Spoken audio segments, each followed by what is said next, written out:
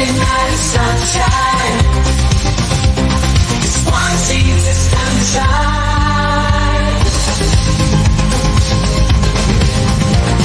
Sunday night on fire to shine. Sunday night on fire to shine.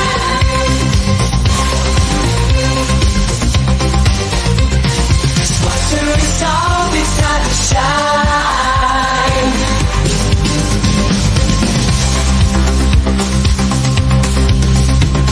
Squatter is always time to shine.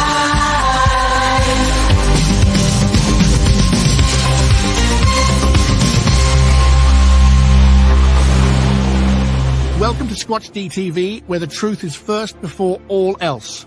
Join your hosts, veteran investigator, TV personality, and author Steve Kulls, and from the Kentucky Bigfoot Research Project and the Kentucky Fried Fixes channel, Chris Bennett. Sit back and prepare to take yourself on a journey with the longest-running Bigfoot podcast, Squatch-D TV. Here are your hosts, Steve and Chris.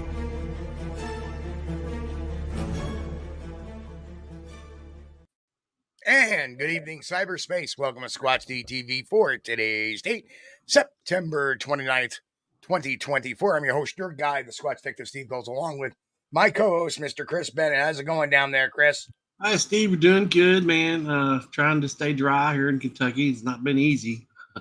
Yes, and our prayers go out to everybody in the South that's been affected by this horrible hurricane.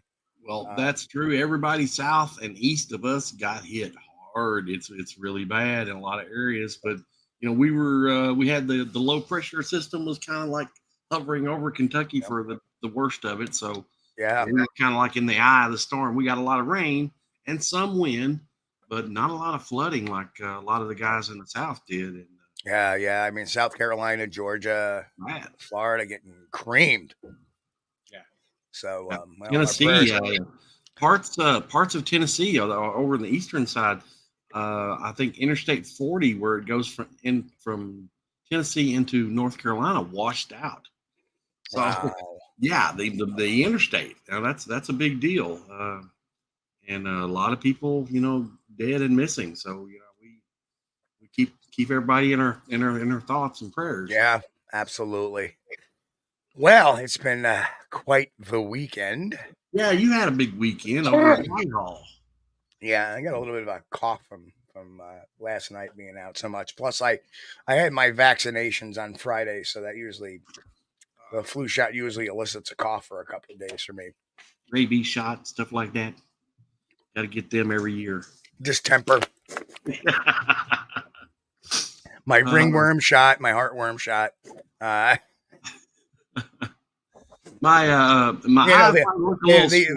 The upside is I got my new tick collar. Oh yeah, that's good. That's good. That's especially good when you go out in the woods. But my eyes are going to be a little swollen tonight. It's not because I'm sleepy. It's because I've been eating garden fresh tomatoes, which I'm allergic to. But I don't care. I love them. We'll just have to deal with the issues. Yes. You know, what a weekend. It started early for me Saturday morning, and that's why we didn't have a show Friday. Friday, I was just running around still. Friday is, you know, before the Whitehall weekend, the Whitehall Sasquatch Festival. Right. You know, I decided to load the car. Usually I load it Saturday morning. I said, you know what? I'm loading it Friday night. Yeah. So I'm getting all the equipment charged up because not only that is that with the festival, we get into other stuff. So that's why we didn't have a show Friday night. But anyway, before we get into all of this, we got to do our roll call in the chat. Yeah. And our first one in tonight is Pat Collins. Hello, Pat. And Pete H in the house. Hello, Pete. Daniel Weeks. Hello, Don Gumau Jr. Sandra Piper. How are you? Angel Nolan. Hello, Angel. Patty Lindsay. I keep saying Lindsley. You know why? I don't know. For some reason, when I read the name, my eyes go back to the beginning of her word, so I say Lindsley. It's Lindsay. Patty Lindsay. Hello, Patty. Good to see you, Mick. Mick's in the house, and no, Mick. there will not be a full Monty calendar this year. No matter, we like our people, that can see. This is a visual show, and if they Right. saw a full Monty, calendar by me and Chris, they would probably cut their eyes out. That wouldn't be pretty. Yeah, and it wouldn't be pretty. Karen Fisher, hello, Karen. Good to see you again. Martin Stilts, hello from Martin. Primate Academia. Robert Denduven, good to see you. Robert. Roy Langley, hey, Roy Langley. Now we don't hear Roy? that name very much, but if you look what he wrote, he said he's representing the Lurkers unit. Hit that like button. Thank you, Roy. We love our lurkers too. That's right. And of course, guess who? The Beachron. Hello, how was your hearing? And I'll explain that in a little bit. But I actually got to see the Beachron out there yesterday, out in Whitehall. So that was good to see him. Yeah. And there's Sasquatch Wizard Adirondacks. John, good to see you, brother. Long time no see. Welcome. And believe it or not, I think he's going to make an appearance on the show tonight. He Oh, doesn't know cool. it. He doesn't know it yet. Oh, okay. Surprise. Mike Stetton, I saw Mike Stetton yesterday up at Whitehall as well. So good to see you, Mike. That's great. Yeah. I saw, and we'll get into everybody that was actually at the camp. Need to do a roll call of who attended. Yeah. Jay Fritz in the house. Jay? Who else? I don't know. I'm lost. Hey, Jeremiah's in the house. Bigfoot Society. Check out his podcast as well. Bigfoot Society. Good stuff there. Yeah. Get over to his. Danny Staten. Good to see you, Danny. The Susie Monster. Hello, Ristel. What's going on? Shane Spencer. Hello, Shane. Sean. Sean, good to see you with a big hi all. Welcome. So the first time here, I know we got a lot of new subscribers. We did something a little different yesterday at the festival, which, so folks, hello. If you subscribed yesterday during the day at the festival, I thank you so much. Today's kind of going to be another laid back show because of all the events this weekend, but we have some content for you and some good discussion going on as we always tend to have here. I want to know those about that are new to the channel. Grasshopper is in here. Grasshopper. Grasshopper. You gotta say hi so we'll know you're here unless you're lurking. You gotta say hi, otherwise we don't know you're here. So, and thank you again, Roy, for representing the lurkers, telling everybody to hit that like button. Yeah. And if you're close by, just hit it right now, and we'll get that right out of there, out of the way there. Get that out of the way. If you think we suck, you can always take it back later. Leave a nasty comment,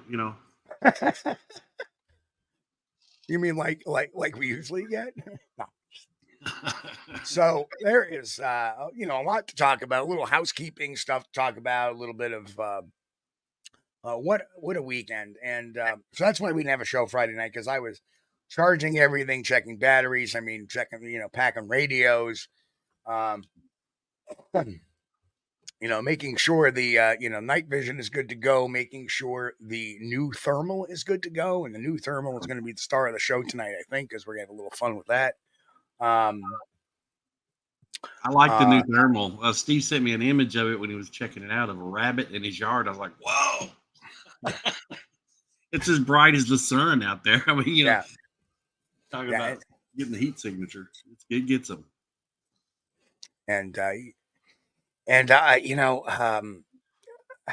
As always, when you go to these events, Whitehall was done in a flash.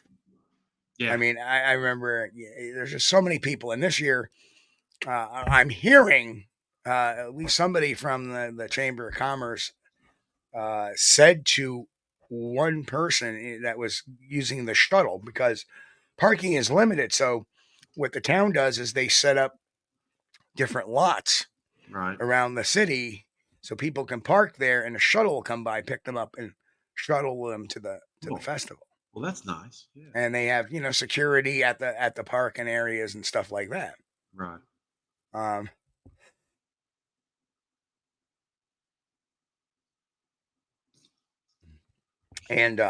So And yes, I have done a lot of talking over the weekend too. So, Oh yeah. um, but so that's really a cool thing. They kind of section the areas off a little better this year too.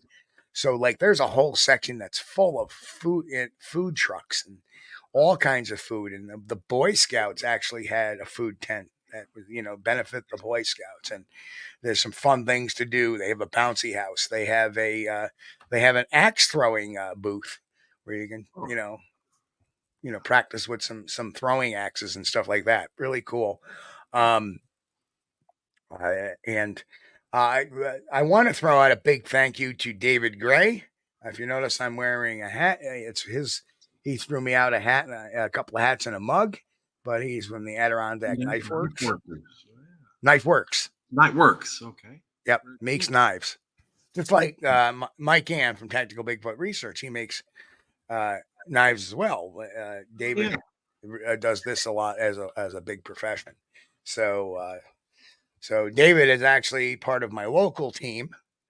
That he's one of those folks that I'm going to be calling on if we have something. I need some people out there in the field. He's going to be out there with us. So, yeah, and there's Mike Stetton, who was there. A great day at the festival yesterday with beautiful weather. You and the other guest speakers were terrific. Lots of fascinating information. The food was awesome too. Yeah. So I went to the Boy Scouts tent and I got your typical double cheeseburger, and I had gotten their fried dough, and their fried dough wasn't a big, thick, doughy piece. It was thin. It wasn't crispy. The edges were crispy. It was thin. And what they do is when it comes out, they baste it with butter. And then you can put some powdered sugar on it. Oh, my Lord. It was butter. Yeah, butter makes everything better. Yeah. So it was, sweet and savory. Let's just say that was excellent. And, the nice thing is the money goes to the Boy Scouts. So it's going to a good cause. Yeah. But and then my wife shows up late, but she shows up and she had, got me another wrist bracelet because I like wearing these, wrist bracelets. Yeah. But I also picked up this for the office, which I'm going to be putting up tomorrow at some point. Is this nice little Bigfoot sign. Oh, I like that. Yeah, that's cool. So that is awesome. And it's a really great, really a nice homemade, piece of stuff, So that's going to go up on the wall. I like the craftsmanship when people, put that together up here, then make it a lot. So nice, really cool. Nice little, not very expensive either. And then we got the three Amigo Sasquatches, which now are on the front porch, and they're holding a welcome sign. So we'll be getting pictures of those out there too. So my wife is completely into this, which is a really cool thing. So yeah, I mean, great time. Some of the speakers were Brian Goslin, Paul Bartholomew, Emily Fleur, Mike and myself, Bruce Hallenbeck too as well. Now, for those who Bruce has been on the show before, he just came out with a book recently, The Kinderhook Creature, about the Kinderhook Creature flap in 1980 in Columbia County, New York. I finally got to meet Bruce face to face, and we had a good conversation. I gave him a copy of my new book, The Psychology of Bigfoot. Right. He was very happy about that. And he signed not only his copy of Kinderhook Creature, but he also signed Monsters of the Northwoods as he's one of the co-authors. Right. So, Bill Brand last year, passed away earlier this year. But I have Bill Brand's signature, Paul Bartholomew, and now Bruce Hallenbeck's. So I have 3 of the 4 authors signed in that book. And that was the book that got me into the Sasquatch mystery. So, so that's kind of cool. So I got the big one. I got another one off the bucket list there, which is really, really awesome. Now, here's another really a cool thing was that, yes, Mike Stetton showed up. B-Tron, I saw B-Tron, There may be some other YouTube members that I missed, but I mean, John Sasquatch Wizard Adirondacks was up at camp afterwards. I do a little private invite gig up in my Research One area. Right. Sasquatch Wizard Adirondacks was there. Finding the Trackway was there. Mrs. Trackway was there. Jen was there. They're still traveling, so. And oh yeah, Mike and I were together, and it was so good to have Mike up there. Yeah,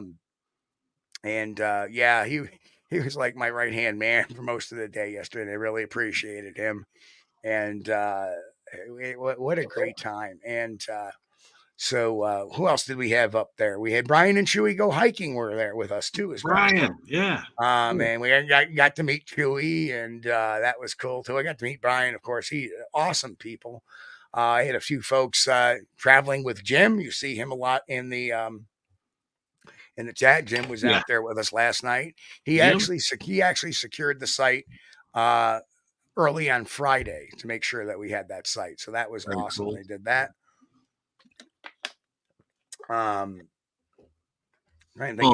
Jim travels in style too, and comfort.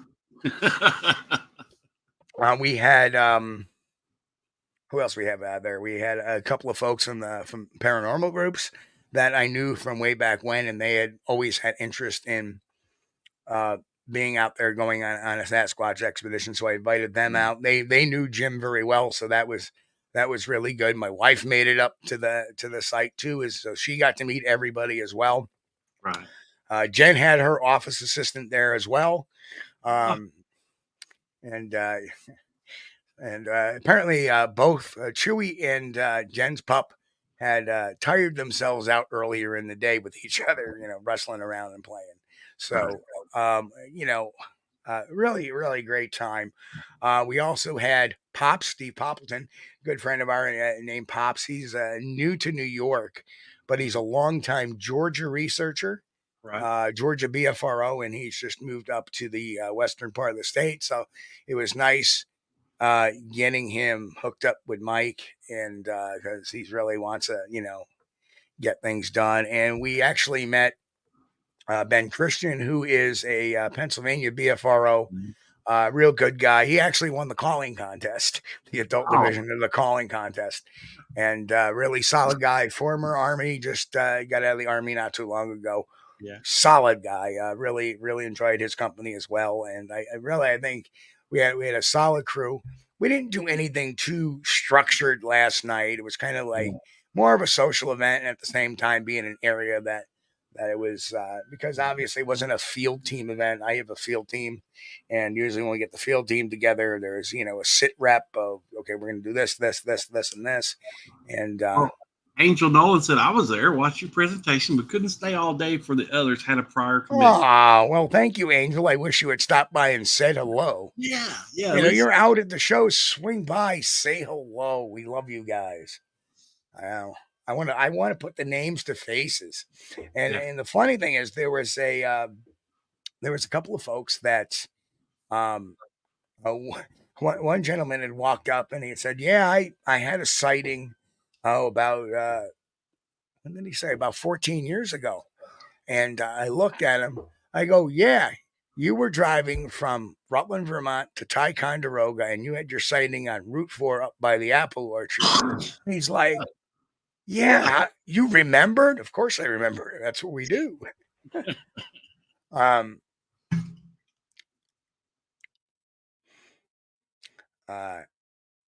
Hey, and Charlie Wonton snuck in, and so did Nikki from Sasquatch Secrets. Hello, guys.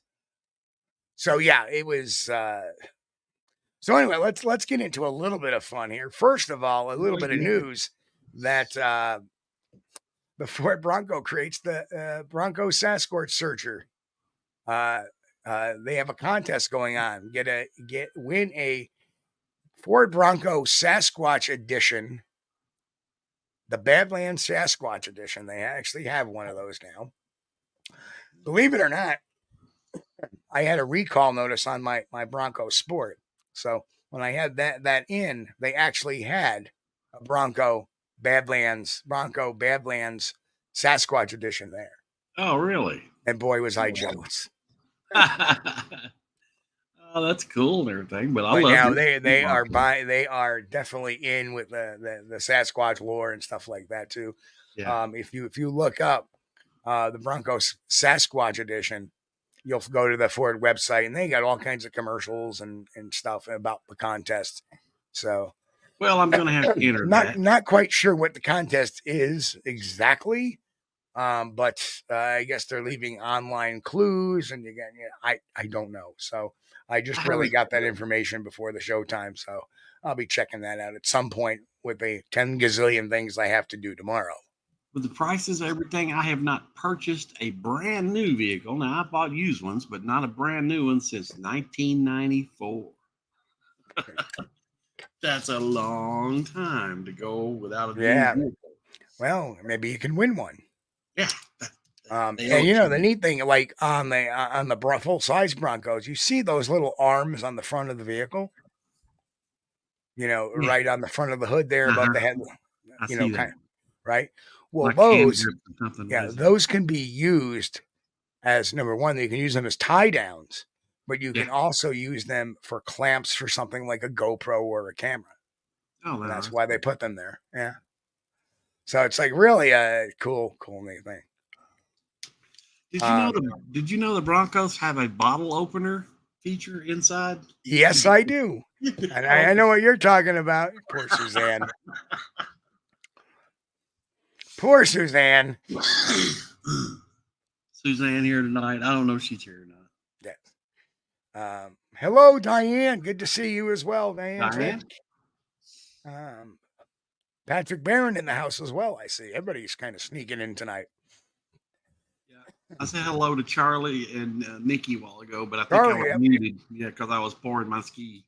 Sorry, guys. Oh, well, I got him too. So, but yep. So that is the overhead drone shot of Whitehall and the contest area, which is on the left side of the screen there, all along the shoreline, and that actually stretches almost down the whole entire, right down to the marina. Right. Wow, that's a lot of people there. Golly. Right. And if you look at that little bunch of trees that's cropped between the amphitheater and the pavilion that's right. there. I see the crowd area there. Right. Well, just below that is as you go lower, the pavilion there. Right under the trees, that's where myself, Mike, and Paul Bartholomew, Bob,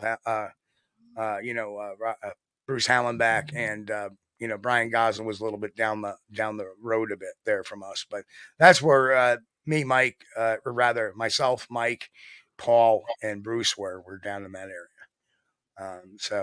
And Emily too. Emily was also there. So that's where we were hiding out.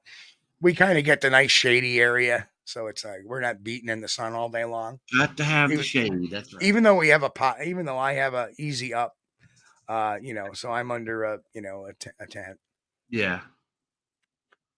It's a great event. As I have to bring, you have to provide your own table and your own pop up. That's fine. I do every year. I have a pop up just in case I get an outdoor event that doesn't provide one. You never know when it's going to rain. Right. And especially, the sun's going to be up. So, right. 3rd-degree burns. Absolutely. But the weather, tractor too. I don't think the weather got above 72 or 74 degrees yesterday. So the weather was just perfect. It wasn't breezy, but it was zero, very low humidity. Not very breezy, which was nice because we didn't have to worry about things blowing around. Sometimes you get that, right? At outdoor events, and it was just what a chill event. But it goes by so damned fast. Yeah. You sit there. I get there. I pack out, load out. I got there at 10 after 9 in the morning. It starts at 10 o'clock. Got my stuff up with like 10 minutes to spare, which is fine. And, the show opens up and, people are wandering through there anyway. I mean, even if people show up at 9:30, they're not going to say, oh, you can't walk through here. They just it's a public park. Right. So, And before you know it, I look at my watch. It's 1 o'clock. I look down, and I talked at 11:15. So I come back. It's noontime. Talk some more to people, and Right. before you know it, it's 2 o'clock in the afternoon. And Right.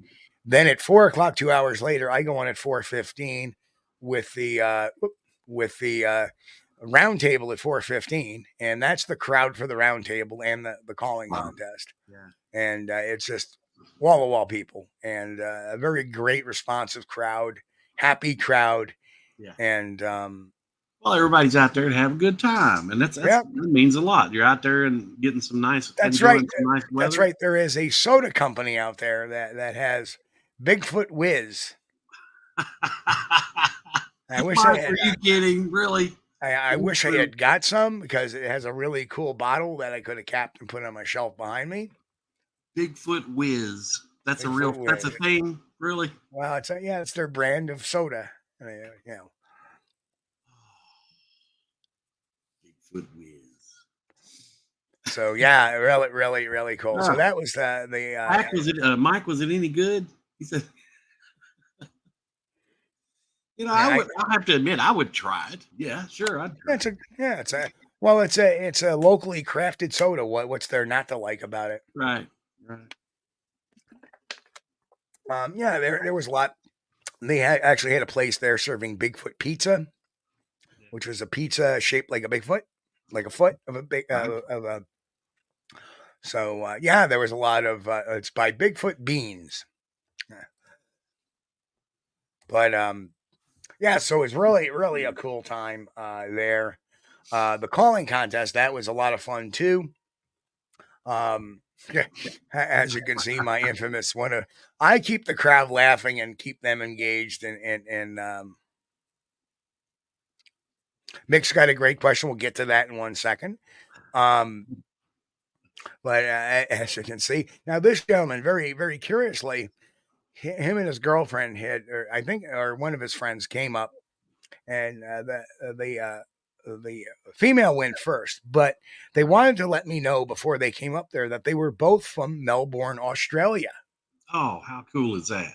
Yeah. And I said, let me guess, you're not doing a Sasquatch call, you're doing a Yowie call. Yowie, right. And they're like, yes, yes, yes. They're all excited that we knew of the Yowie and stuff like that. Yeah.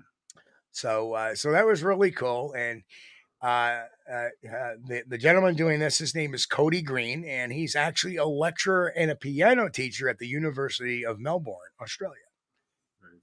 Originally from London, but he is a teacher and professor at the University of Melbourne.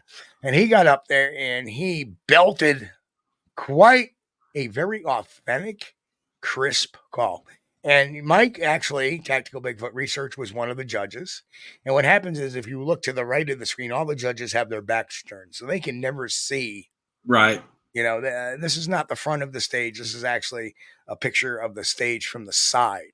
Okay. So the judges are on the right, facing the water, right? Right. Correct. They're not looking at who's doing the call. Right. So he's faced towards the crowd.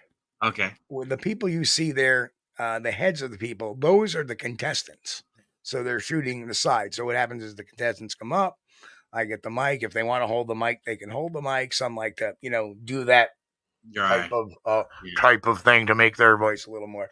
And so they'll do that. And, of course, there's some jokesters, and there's some really damn good calls. And it always seems that the really good calls are usually the ones that win.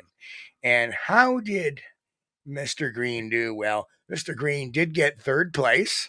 All right. And behind him is the second place winner. And Ben from Pennsylvania was the first place winner. But it was really special that we had an Australian show up there, probably for the first time, and actually win third place in the calling contest. Yeah. And really neat little trophies this year. They have first, second, and third prize, and they get a cash prize or a coupon prize too for winning. Well, I noticed from the crowd size there that the event is really growing this year. Mm-hmm. Quite a few people than last year. It's getting a lot of local press and traction. Yeah. And then between me and advertising and talking about it, Mike and talking about it, Emily Fleur talking about it, Paul, And I saw that. Yes. Thank you, Mick. Thank you, Mick. Wow. And Mick has a good question. Did anybody share new credible encounters? It was very quiet this year for encounters. Of course, there was a lot of funny thing is I got a very anecdotal report today of all things, because anybody knows is that my Bronco is a Bigfoot Bronco, not by manufacturer but by customization. You started the Sasquatch Edition Bronco. I did start that.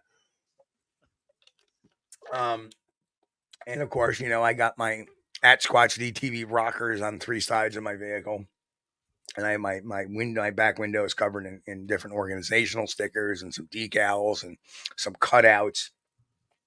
And what Ford should have done was had the Squatch Detective Edition Bronco. That's right. What they should have done. But anyway, so I got actually today somebody came up, and it was an older gentleman. He says, he looked at the side of my truck and he started walking up. I rolled down my window. I was waiting for my pizza. And he ended up basically saying, he goes, my father in the 70s had a Bigfoot sighting at Racket Lake. He was canoeing, and so I was like, wow, all right, So that was, Racket Lake, that's near Whitehall? No, it's a little west, but it is in the Adirondack State Park. Okay. So that was really kind of cool. There's Jim. There he is. What's going on, Jim? And First Kind, welcome, First Kind. And First Kind is now a new member, so enjoy the membership area. New Hampshire Sasquatch was the guy with the Pringles can for last year participating. That was a solid call. I don't know. I do not know.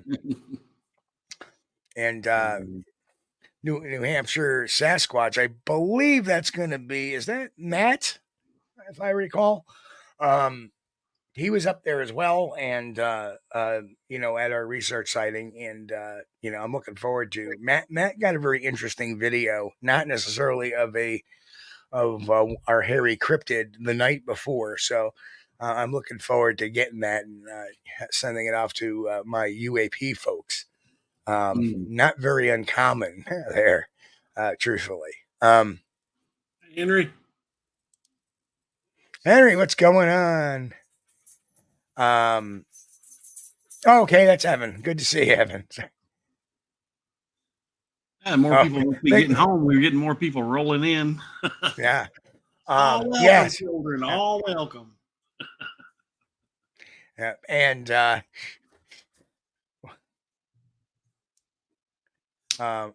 excellent, Shane.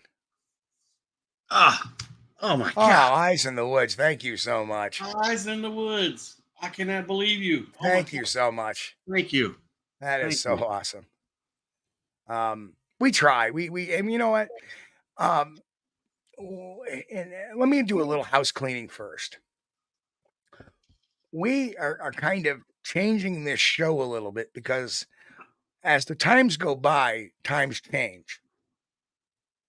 And what we're trying to do is make this a more of an awareness, educational program rather than just another interview show, because everybody's doing interview shows now. So we are focused on educating and evaluating evidence and the occasional guest. We don't have to have a guest on every week. It's not part of what we do anymore because, hey, we were the first ones to start that back in 2006, to have 2 people, a host and a co-host, sitting down with a guest each week and talking and doing panels and doing all that. We were the first. We were doing it long before YouTube was a thing.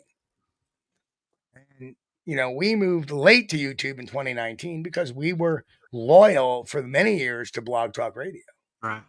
And it was time to upgrade, update. And then after 5 years, now over 5 years of doing it here on YouTube, it's time to kind of shift that focus a little bit to a little something different.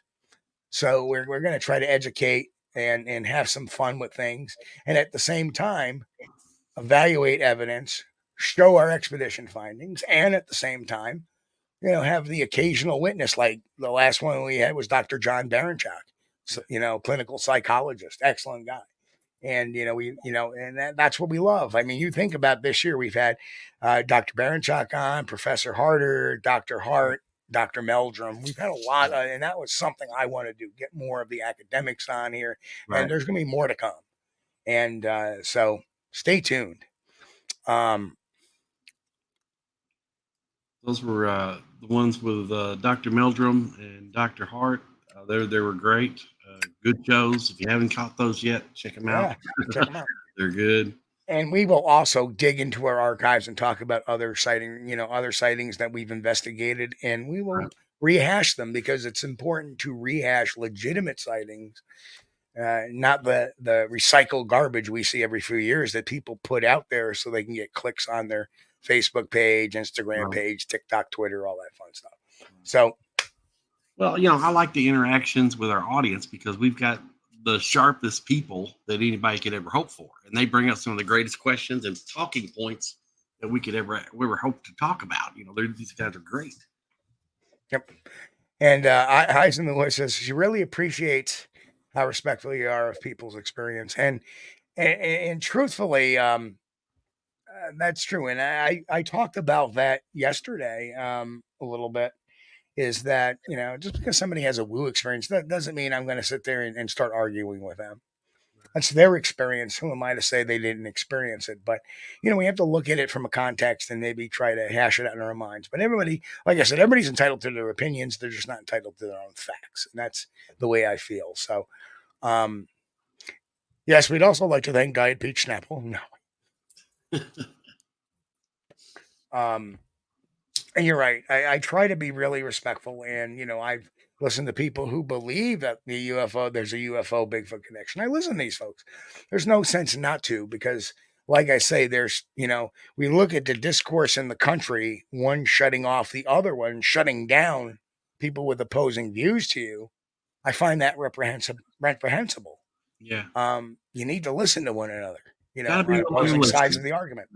Right.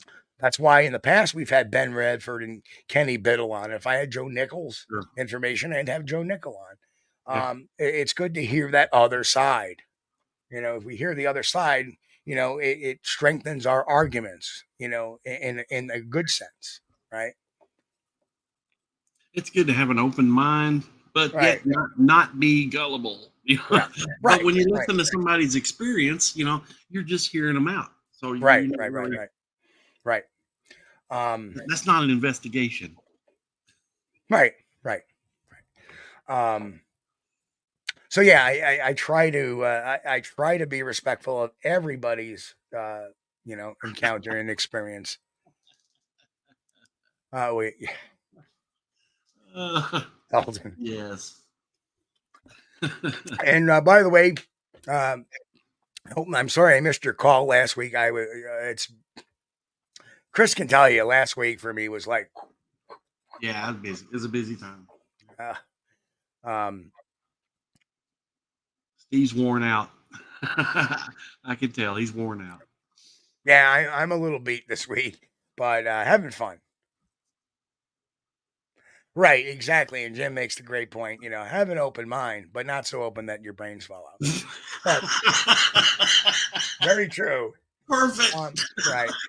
And one of the things that you learn as a forensic interviewer or forensic interrogator is there's a couple of methods. Now, the read method tends to be a little confrontational, but well, yes, Mick, I kind of agree with you there.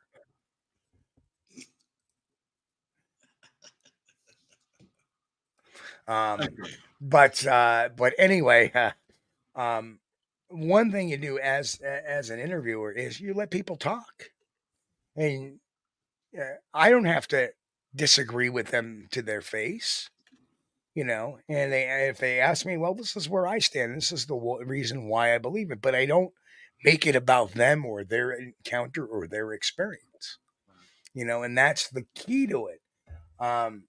When somebody says, well, I had this happen to me and that happened to me and this happened to me, you change that dichotomy of the discussion to, well, I don't feel that it's, necessarily paranormal, because now you're taking them out of the equation, so it doesn't become personal to them. Yeah. Right.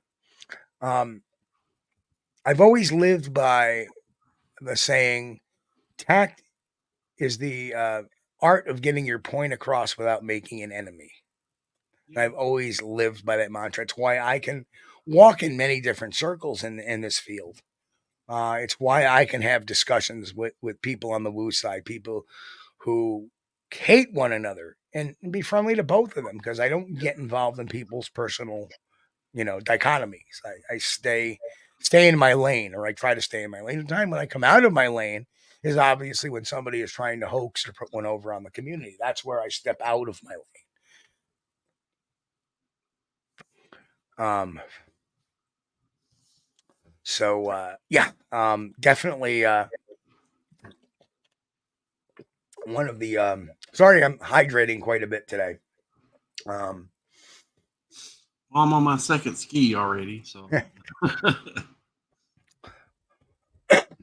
But yeah, so yeah. So you guys had like a get together after the big to do, right? We sure did. We sure did. Now, I didn't take many pictures, because by the time we got up there, it was nighttime. Night had fallen, so I didn't want to blind everybody with the camera. Yeah. But we did have a couple of really fun things, and one of the things is that a lot of people don't know is that when I went down to Pennsylvania, my darn FLIR Scout TK decided to crap out, and it was because the receiver in the unit broke.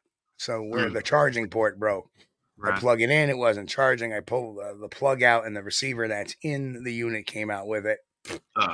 And I was never really impressed. I mean, it was good as a tool, but it was really difficult sometimes when you're in the woods, especially up in the areas. Like if you get a rock that gets heated up pretty well, or a tree that gets pretty heated up pretty well, it was really hard to tell the difference between a live object in that heated up rock. Right. But I will say this, the new thermal, which I got a Lorex thermal camera. Yeah. And it's bigger than a FLIR Scout. It's a little bit wider, it's a little bit longer, weighs maybe about 4 or 5 ounces heavier. I was impressed with the FLIR Scout, the one you brought to Kentucky, because we were able to look through some at some deer through that thing. Yeah, they were absolutely. Yeah, really but good. the issue with the FLIR Scout is it has a very slow refresh rate in the monocle. So when things start moving, things look kind of I'm off. Blobby. A little blobby. Yeah. The only downside I see of the Lorex is that it's, when it recalibrates, it takes a little bit of a longer recalibration than the FLIR Scout does. But the picture quality, the way it makes heated objects pop, are really wonderful. And that's probably why it takes a little bit longer. It's processing more information. Right. Yep. It's got a higher refresh rate, so when you see something walking, it's fluid. It's not like blurry or herky jerky or anything like that. Right. So here's a little story from last night, and the really cool thing about the Lorex is that you connect it to an app on your phone. You can look at it through your phone if you want. You can Wi-Fi it to your phone. Okay, so I can put it on a tripod and watch it. But what it does is when you do that, it calibrates the time to the unit and the date. Now, although the time and date stamp are not on the video, it is on the file. Right. So when I have the file, it tells me the date and time of the file. It doesn't number it like file 1, file 2, file 3. Right. It puts the time, it'll say like 158, 930 or 929. Right. 24. So you have a solid date on the metadata, and that's really awesome. Takes video, takes audio, has a SD card, a mini SD card slot, and which means because the FLIR Scout TK had, I think, onboard storage, I think, of 32 gigabyte. I put a 128 gigabyte in the Lorex. So it can take up to 256 gigabyte. So Right. it has a lot more room in it thanks to that little. And if it makes the unit a little bit bigger, so be it. It's still light enough to hang around my neck, to use it as a scope, a Right. monocular, and it's got a tripod mount, so which the FLIR Scout did not.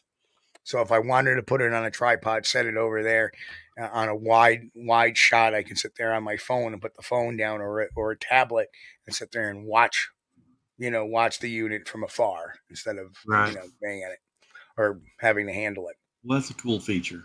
Uh, That Bluetooth with the phone. That's cool. Not only that, but I can, when you do it that way, you can actually, if you're on the actual tablet, you can record it off the device's recording rather than having to record it off the device. Okay. So, Gotcha.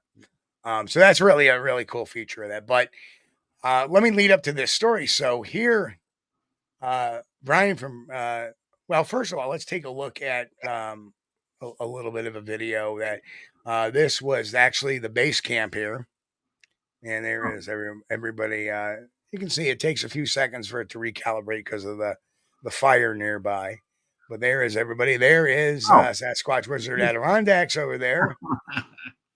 The definition is great. Yeah. It's and that's further out, obviously, and that's pretty much you get some really good definition off that. Yeah.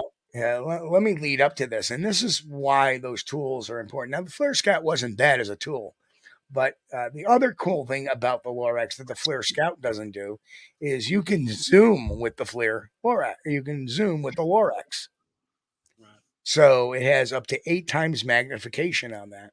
And it actually has a port on the front of it that if you wanted to put instead of using digital zoom and you wanted to put a telephoto lens on it, you can probably find a telephoto lens that you can put on the end of it and even refine it further and zoom further, but without getting over pixelization. But Brian and I, from Brian and Chewy Go Hiking, we kind of plop out to the road and very close to the area where I had my sighting. This is to the north.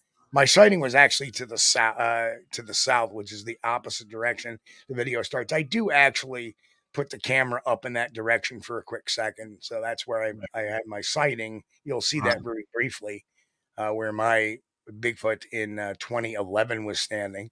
But I start therming down the road, and I'm seeing this bipedal figure walking through. And we kind of chuckle about this. There was no light, no flashlight. We could hear something, but we didn't see any flashlights going or any headlamps or anything like that. So here we are. Walking along in the dark. And that is quite a distance out, obviously. Yes. Yes. So now we're so I'm trying to zoom in to see if, there's anything. Of course, it's going to recalibrate for a few seconds because when you start zooming in, it wants to, and you can see it recalibrate to the right. But my God, look at that signature. Right. You can't miss it. And you can see the rock on the right-hand side that's, relatively hot, but you can see that the temperature differentiations are very different. Right. And as you pull out and things get brighter, it recalibrates itself. So it gives you that nice. Now, the other cool thing, if I wanted to put heat tracking on this, I could put heat tracking on it, and you would have a little red crosshair moving with the object. So now you can see right now I'm in 2x, and you can see I'm recording off the mini SD card and my battery strength. So I always have that on board. And of course, the time of recording, it records the time span. Now, at that point, so there I am flashing up the other side of the road. That's where I had my setting was up that way. Right. But as I'm going, you clearly, and I'm looking because by now I've already determined there's some cold spots on the subject, and that's likely John Sasquatch Wizard Adirondacks walking there. You can even see more definition of the equipment he's carrying because that's the thing. Even at a great distance, you could tell that's a bipedal something walking. Right. It's not just a blob. Right. And then as it gets closer, you can see the gear and the equipment very, very clearly. There's my sighting area again. And I just kept it up there for a little bit. And now we'll go back, and there's should be just about done. You'll see me. I may. There's John right there, and John. boom. Yeah. So yeah. Well, to me, the definition on this thing is out of this world good. Now we're talking about for a piece of equipment that is affordable for the average researcher, Well, not being able to break up their paycheck too bad. maybe not so much. Well, that scope runs anywhere from $500 to $700. well, yeah, but I'm not talking It's about still under $1,000 thermal yeah, scope. right. All right, you know. And should I break it to the crew what I paid for that?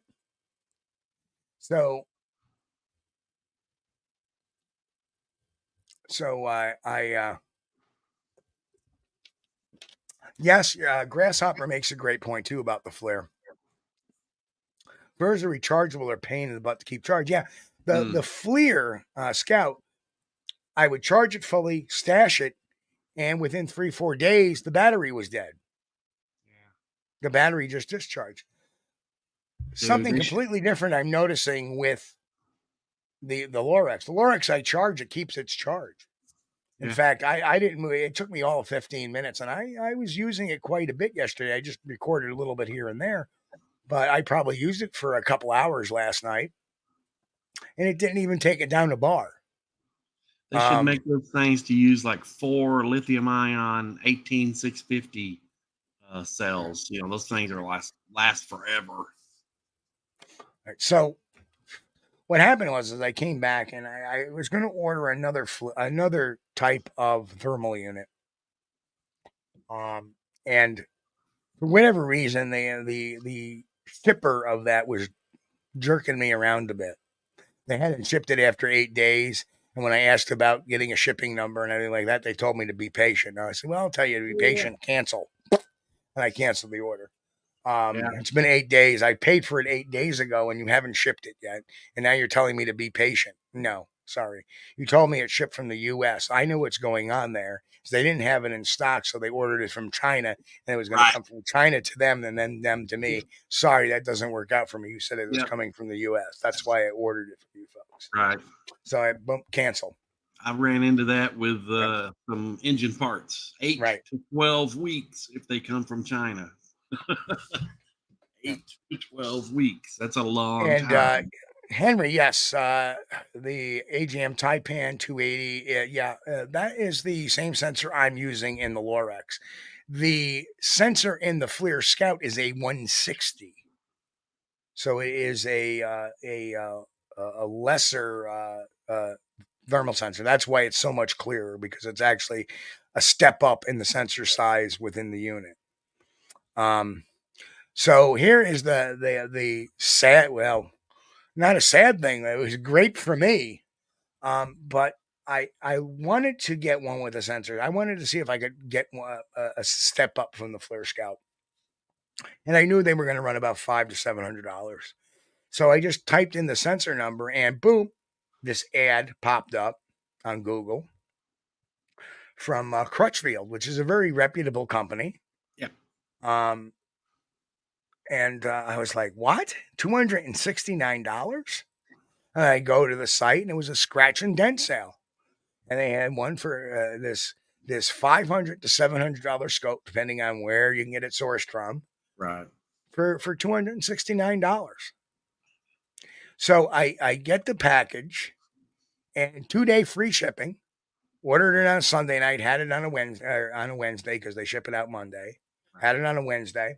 Got it Wednesday early afternoon. So I was like, oh, I got plenty of time. In fact, I don't know if I was on the phone. I was on the phone with somebody. Gotta go. My new thermal's here. I open up the box, the shipping box, and here's the Lorex, and it's sealed. And I'm like going, and I'm looking at the box. The box is dented. So I open up this box, and this box has so much insulation, hard insulation in it that, right? The unit was perfect. Right. Not a scratch on it, not a dent on it, nothing. Right. It was the box that was dented. So because that box got dented a little bit. Yeah. I got a $500 to $700 scope for $269. Yeah. Very And, affordable. yeah, under $300 for that scope. Right. And considering that, a few years ago, my Night XP, my Night Owl XP that I bought, which folks, we've shown that here before, and I've actually got to show in person to a bunch of people yesterday. Like, wow, everybody was quite impressed with the depth of vision of that as well. That was, only about $30 less than this one. I think I paid $225 or $230 for that. So I got a upgraded thermal imager for a little bit, $30 more than I got my night vision for. So that was just luck. Yeah, and if you're looking at that night owl, night vision binoculars thing, keep in mind the ones that Steve and I got had the 4-inch screen, 4-inch monitor. So if they have a cheaper version, it's going to have a smaller screen inside. So when you're looking at it, well, I know Helton asked me, Chris, out there asked me, what is the scratch and dent site, Steve? Well, I got it through Crutchfield, but Crutchfield doesn't carry thermal binoculars. For whatever reason, they must have got a hold of this one or whatever, but the box was dented, or maybe they had them for a little while and the box was dented and they were looking to get rid of it. And Crutchfield is normally like home electronics, though, isn't it? Right, like yes. stereo. Yep. And Lorex is a camera maker. I mean, they make cameras. And so solid company and solid, retailer. So, but you can check out crutchfield.com and see if they got a thing on their website, scratch and dent. I think Best Buy does that. They have like open box or something section you can. Got to be careful because I've actually looked at their scratch and dent reductions, and they're not that great. Right. They may take 10 or 20% off. Yeah, this sucker was $6 off of $1,000 TV. Right. And their regular retail price of this particular unit was $699. Right. So, it was like 60% off of what their what their normal price was. Well, you're not going to keep the box anyway. You're going to toss it. So what does it matter if the box is a little beat up? So Brian says, if I have time, I really need to be educated. Well, Brian, tell you what, at some point, reach out to me this week. Not tomorrow afternoon. Oh God. But if you want to reach out to me tomorrow night, after 5 p.m., absolutely. Reach out and, we can discuss. I can send you some sites and stuff like that as well. But the best Christmas presents I ever got are the ones I bought for myself. That's right. That's right. Who knows what you want more than you? Well, it's like that's why my favorite present is an Amazon gift card. Yeah. And it is. I swear to God, it is. I love Amazon gift cards because then I can use it as I need. Oh, good. I need I need rechargeable batteries. I can buy myself a buttload of rechargeable batteries. Or, and hello, Boris Khan. Boris kind of wandered in. Boris. Mongolian barbecue. Delicious. Wow. No, today, now you got us talking about food. The Mongolian barbecue. Oh yeah, especially. And my wife, Sandy, she loves that stuff. We went to the Chinese restaurant, not too long ago, but they had a guy over there and he was doing the Mongolian grill and stuff. Yep. And that little woman came out of there with a plate stacked up like this high. And, how she ever made it through all that, I'll never know. Hey, New Hampshire Sasquatch, if you're talking about that video, send it over to me too. Let's have a look.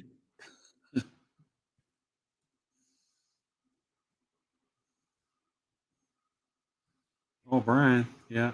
Okay, feel better, Brian. I know that knee's been bothering you, so good luck to you. Of course, anybody that's anybody that's got an ailment or anything like that, please let us know. We'll put you in our prayers for you. Yeah. But my God, I woke up this morning, everything hurt, even my neck. I was like, oh, what did I do to myself? But again, I get myself moving and rolling, and I feel a lot better. So Yeah. Well, this week has been rough in Kentucky. You know, I'm not saying I had it rougher than the guys in Tennessee and North Carolina, but as generally as an old person, when when it gets damp and cool weather, if you have ailments from stupid decisions from when you were younger, you tend to feel those. They come back to haunt you, and it's been that way nature, all dude. week. Nature's female hound. Yes. But man, what an incredible weekend. And you know, the only unfortunate thing is that in my research area, usually the September is a very noisy month. Right. Acorns are dropping. Yeah. We have trees that actually drop some of their limbs in preparation for wintertime. They have these knuckles on them, and the knuckles will and they'll just fall off in a breeze, even if it's a light breeze. And they do that because they're trying to get their load. They're trying to, um, you know, release snow load. Um, um, What's this $2 steak? What's it? Hey, I saw $1.99 steak in Vegas back during the 80s. I don't know. The last time I bought a $2 steak, you could still see the marks where the jockey was hitting it. They used to do that in Vegas. So they would have like a $1.99 buffet or Right. $1.99 steak dinner advertised in front of the casinos, or the guy on the street would hand you a coupon. Right. Okay. Oh, Sharon just snuck in. Hello, Sharon. Hi, Sharon. Yeah. The funny thing is that and I know I'm just getting back to that comment that Angela made that I did my presentation, and my presentation this year was at the request of the organizers. You know, they were trying to have everybody touch on something different, so that's the reason why I talked about what I talked about yesterday, and we don't have What were some of the luckily. things you were talking about, Steve? Well, I did talk a lot about my book, kind of like my book. I talk a little bit about um, the investigative process. I talk Right. about understanding Bigfoot claims and like some of the things, and some of the highlights. Would be obviously things that don't make sense in stories, like why would somebody be using a video camera and then because somebody screamed they put the camera down and grab a firearm, Yeah. when it makes no sense. That would have been their first reaction had they Right. felt threatened. Somebody peek in my window, I'm reaching. I don't care who it is. And the other I talk about, when you see a big hairy beast in the woods, your first inclination is not to pull out your phone and go, "Oh, come here, little Sasquatch! Look at the Sasquatch." When you have a little one by you, your Yeah. first inclination, and that's why I love getting the audience participating. I'm like, you're a mom, right? Yeah. Well, what's your first thing? I'm Right. getting my kid out there. Exactly. Yeah, exactly right. Exactly. Yeah. And then I pulled a little social experiment too. I said, I got two speakers here and I measured them earlier, and one is bigger than the other. How many people think the one over here is bigger? A bunch of hands go up. How many people think the speaker over here is hands go up? Now, you see, just because I said that to you, people that raise their hands believe me. So the whole idea is don't believe everything you hear. They're actually the same size. And that's how quick people can be fooled. So when you read something on the internet, do your research and cross-check it always. I don't care if it's coming from the greatest of sources. Double check it. Even my own stuff, double check it, because I've been wrong before, and I'm willing to admit I've been wrong before and willing to correct it. And that's one of the things that we pride ourselves here on this channel is we're not going to stick by something that's false. Right. And a lot of people, I don't know what it is, but these modern times, it seems like most people are ashamed to admit that they're wrong, or ashamed to admit they don't know something. Yep. Rather than say 3 simple words, I don't know, they come up with some sort of bogus explanation, blah, blah, blah, blah, blah. Well, you know what I love is, the Indiana conference was this weekend as well. Matt pointed out. Hello, Matt. Good to see you, brother. But the cool thing about Whitehall, it's becoming one of the biggest festivals in the country. It's bigger than the Ohio Bigfoot Conference, with attendees. It's not as big as the Hocking Hills one. The Hocking Hills gets about, last year I think they had 50,000. That's a lot. This year, like I said, the estimates I believe were around 6,000 for Whitehall. Just a constant sea of people walking past the cameras when you had that live filming it. Yeah, but there was a constant sea of people walking by us yesterday too. Right. And everywhere you went, there was people. It was just amazing. And it's cool because they one of the local establishments is the Rail Yard. They're a bar and restaurant, and they have a beer tent. So, it's fun for adults. They have a bouncy house, so it's fun for the kids. They have face painting. They had the skateboarding Sasquatches yesterday. Right. And, so it's a lot of fun for everybody. And, they just the state had put up a historical marker next to the statue, the wooden statue that they had carved 30 years ago. That's in front of the community center. And they put a state marker up there. We showed that before. Yeah. On the channel, and people were taking pictures with that. People were taking pictures with the carved statue. People were it's just such a fun family event, and it's really cool. Of course, when kids come up, I love to get them to take the 4-day cast. I said, they say, is it okay if he gets a picture with you? I'll tell you what, here, you want to hold the cast? Yeah. So I have I have them hold the cast, give them an experience, get them to touch it. That's why I have that the 4-day cast. I let people touch and feel. The other ones I have, and now I have 3 to my collection. I have a Patterson cast.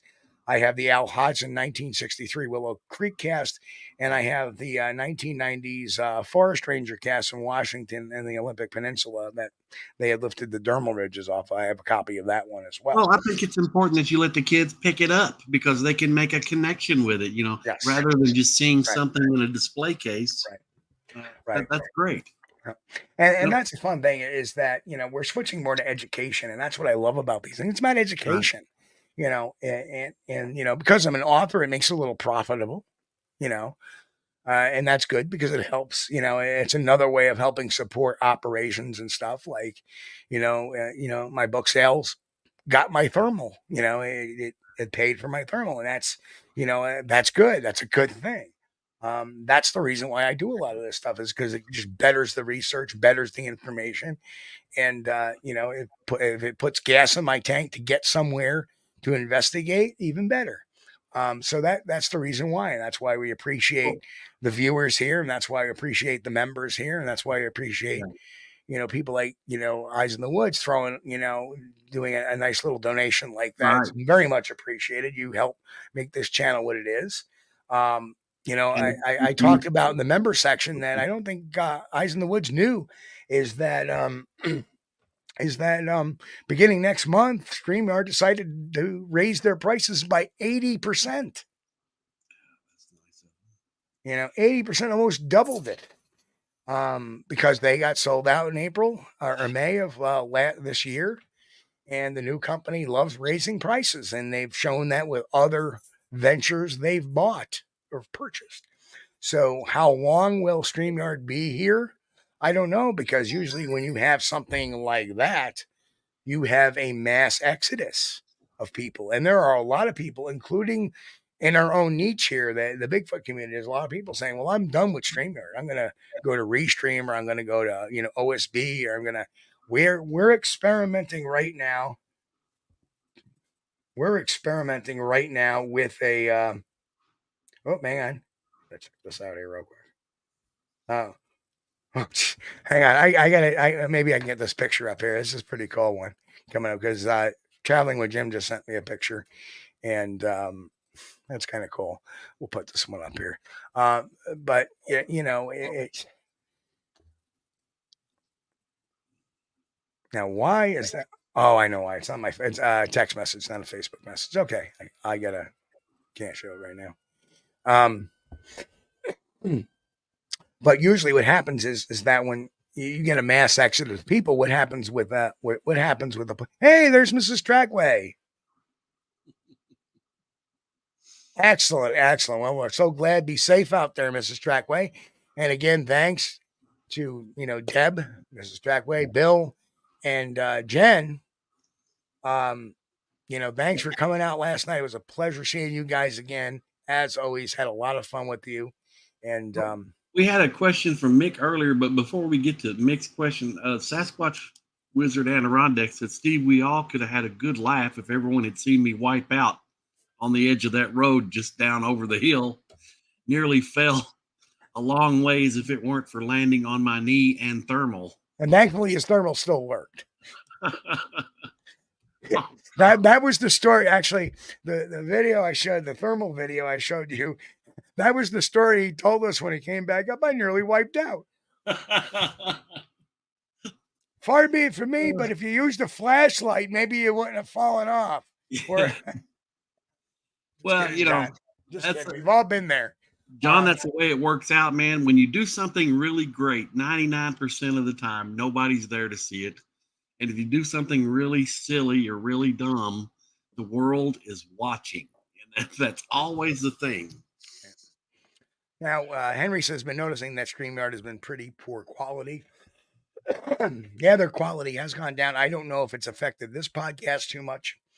I know they claim at times there's a bad we're having a bad internet connection. I'm not having a bad internet connection. I'm almost sure that it's their software, and they're having issues, as we found out. Remember, we were using the macro board, the soundboard, and that was working fine for a couple of months until the new company took over, and then we had gotten that hot mic.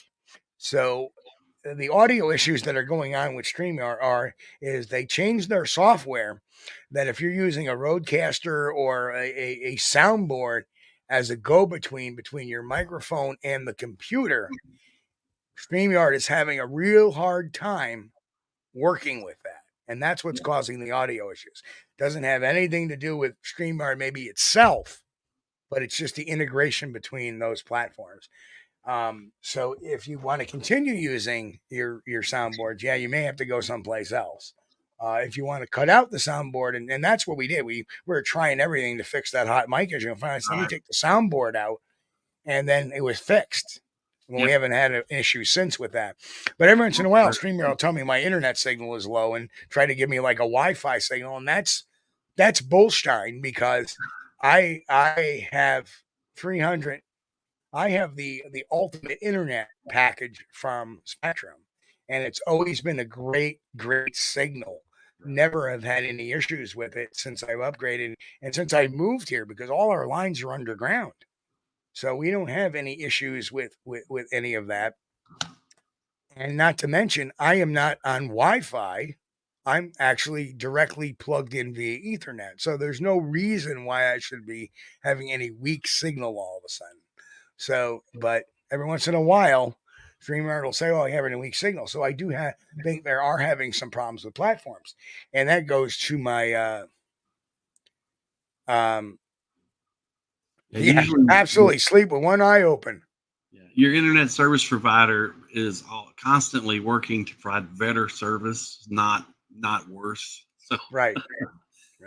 Back years ago, I could barely get online in Kentucky, and now I've got like 200-300 meg speed. And the other kicker is that I run so many other devices in the house at times, like never an issue. That's why that's why I pay what I pay for the internet.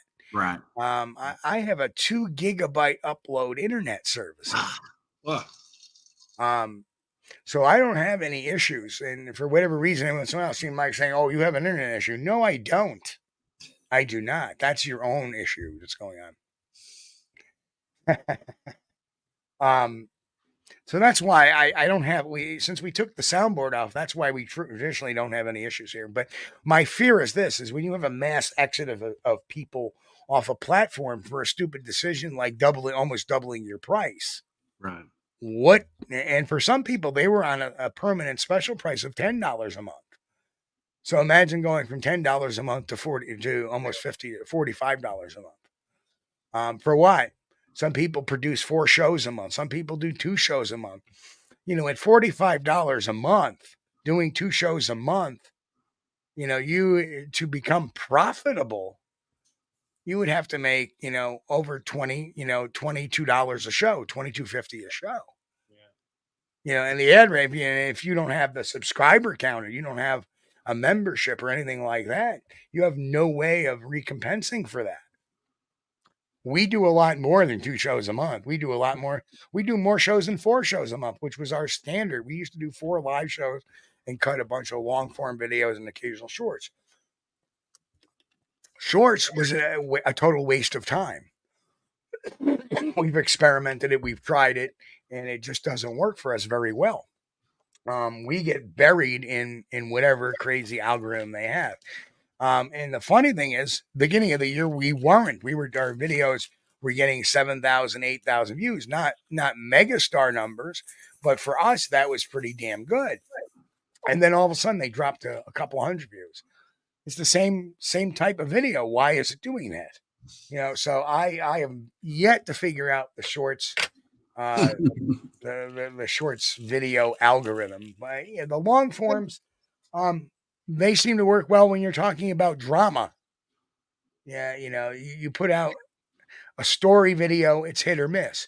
You put out a video about internet trolls and drama, oh my goodness, it goes off the charts. Where we have consistency, where we have our regular followers, where we get our most subscribers from is our live content. It's our discussions, our frank, honest talk, and it's our interaction with our audience. And that's why we feel that folks in chat say hello. If you got a question, even though you may be a lurker, ask it. Don't be afraid to. Yeah, that's right. That is the one fun thing. That's the one thing we had with Blog Talk, is that people could call into the show. Now it's even easier because now people, all they have to do is do it. And who does not have a YouTube channel? Who does not have a YouTube account nowadays? Yeah. You know.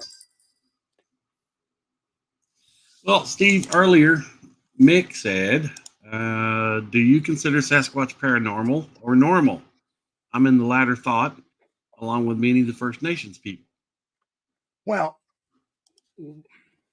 again, and you know, I kind of listened to Lou Alzondo about, you know, what is paranormal and normal. Paranormal doesn't mean ghosty. Paranormal just means outside the norm. Is Sasquatch outside the norm? Until it's discovered, I would say yes, it's outside the norm. You know, if somebody had a dodo sighting, or you know, that would be outside. That would be kind of paranormal. That would be outside the norm. Paranormal is a term that's been stigmatized. Doesn't mean supernatural. There's a difference between paranormal and supernatural. You know, supernatural, super meaning above, natural. No, Bigfoot is not supernatural. Bigfoot is paranormal. It's outside the normal because it's not a known animal yet. And even if it is, it has a lot of features to it that are outside the norm. Like, hey, it's bipedal, but it has a mid-tarsal break. Right? Has inline toes and a mid-tarsal break. That's outside the normal. You either have a mid-tarsal break or you have inline toes. So that's outside the normal. It's potentially a great ape that walks upright. That's outside the normal. Besides us. So is it paranormal? Yes, but that doesn't mean supernatural. Yeah, I don't know. Question. I think the paranormal to me would mean like a ghosty Bigfoot, a ghost Bigfoot. No, that would be supernatural. Yeah. You see, people have confused those words, paranormal with supernatural. Paranormal means outside. Paramedic, paratrooper, parakeet. Parakeet. It's outside the keet. So I think it's a biological being. Absolutely. Well, and people ask me that, and I always say, well, you know, what supernatural entity leaves footprints, leaves hair, leaves scat, and smells bad. Right? It doesn't. Yeah. So I think they have superhuman abilities. I don't think they're supernatural. I don't think it's superhuman. Oh, I think I so. think it's normal for them. I mean, Well, if yeah, you, but if you it's a beyond the capabilities of the human body to accomplish, like so them running, clicking along at 35 miles an all hour. right. So is a chimpanzee superhuman? Yes, their Fair strength is enough. superhuman. Yes. Fair enough. Fair enough. Fair enough. Anything that is above the abilities of a human being would be superhuman. Fair enough. Yep. I don't think we have Fair Superman, Bigfoot. Yep.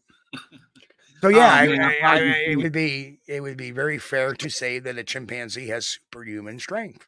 Mm. Yeah, Yeah. because it does. It has the strength anywhere from 4 to 10 people on standard. If a chimpanzee was, and if you've ever seen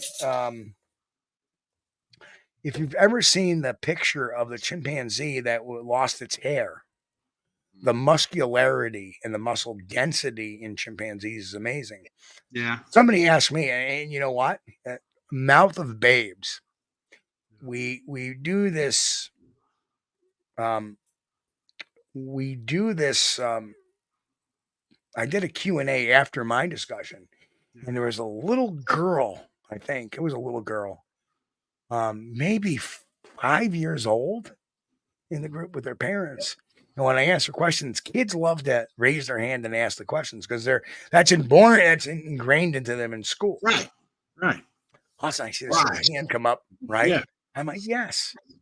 Can Bigfoot swim? What a great question. What a great question. Right? Out of the mouth of babes. Yeah. So I'm like, well, there's been reports of them swimming, but I take those with caution. And the reason why is chimpanzees don't swim. You know why? Right. Their muscle density is so heavy, so compact. They get in water and they go right to the bottom. Right. None of the other great apes swim. Right. So we would consider Bigfoot to be a great ape of some type. Okay. Well, we're the only great ape that swims. So is it possible? Maybe. Possible. But is it likely? I don't know, because people have reported their strength being so great. You go back to the 57, 58 era when, the Jerry Crew days, when you had supposedly these things trucking 50-gallon drums. Right. So who knows? All I know is that, there's been some that are reported that have swam, or whatever you want to say. That there have been reports, but part of my research is based on the belief that they cannot. Right. Swim. Right, because of their muscle density. Right. Yeah. So yeah, I mean, what I love about speaking, and that's amazing. You have people in the community that are so anti-conference, but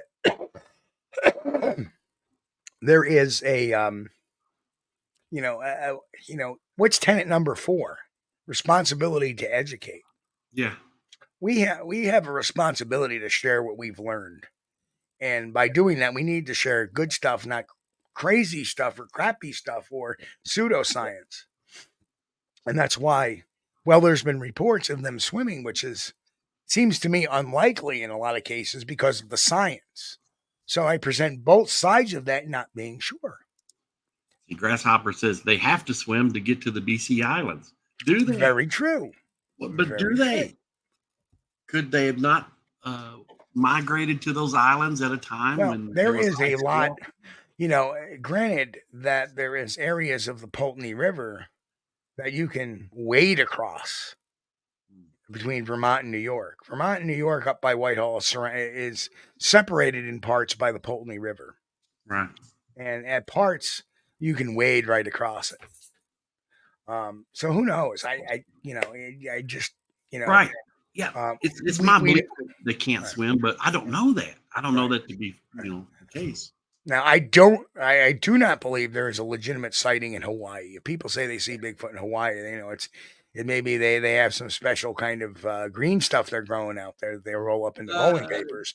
Yeah, But there's also sightings of those little people in Hawaii, and I can't remember what they're called. Henry may be able to come up Yeah. with it, but there's little people they're supposedly sight in Hawaii. I'm not sure I could buy into that. True chain, bears do swim, but bears are not primates. And you have to be, very careful because the muscle density is different, and it's true. I was told at a very, very young age by a swim instructor because even though I was a little bit fluffy, I actually have, even though I'm not huge, I have very, very dense bones, and I have very, very dense muscularity.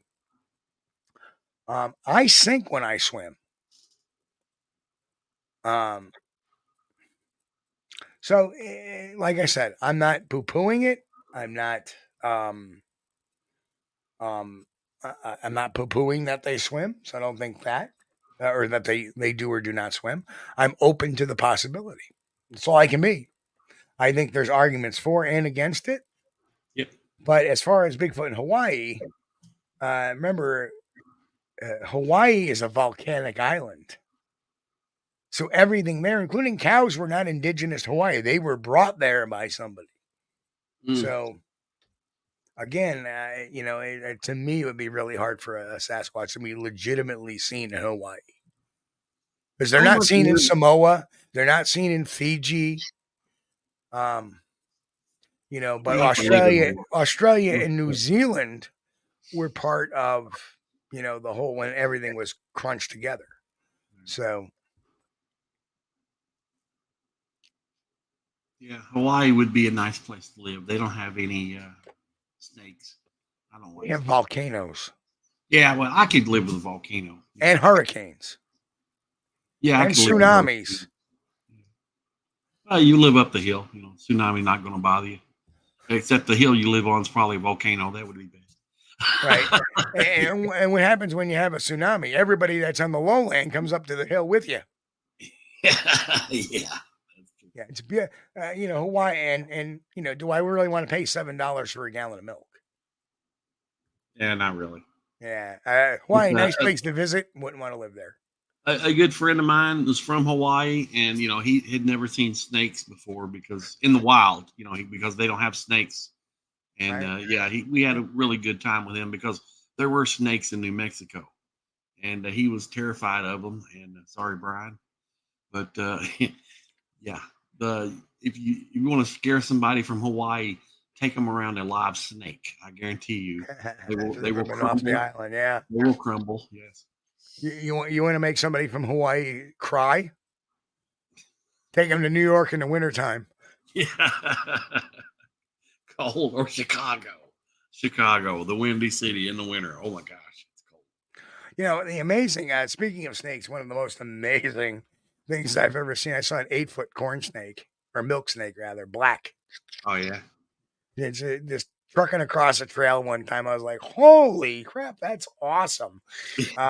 Because as I'm looking at it, it's got these beautiful patterns on it in black. It's like almost like a black camouflage.